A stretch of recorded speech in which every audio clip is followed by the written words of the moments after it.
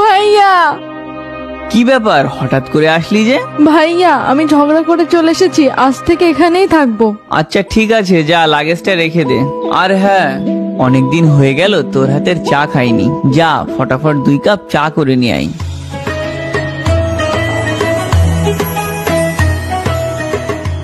এই নাও ভাইয়া। খুব টেস্টি। বাহ, চাটা সত্যিই অনেক সুন্দর হয়েছে। আমার বোন খুব ভালো রান্নাও করতে পারে। আচ্ছা, তোমার বোনের হাতের রান্না টেস্ট করাবে না আমাকে?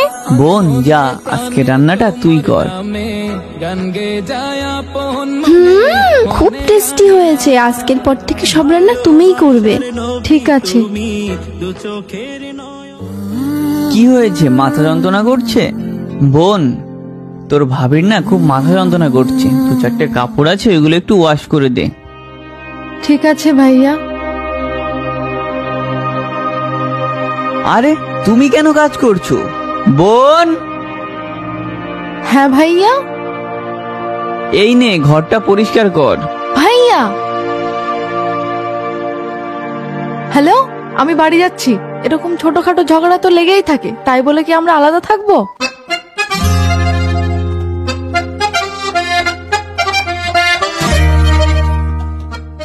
হ্যালো, কি হয়েছে জিজু? শালা সাহেব বোঝাও তোমার বোনকে, একটু খুঁটিনাটি ঝগড়া হলেই বাবার বাড়িতে চলে যায়।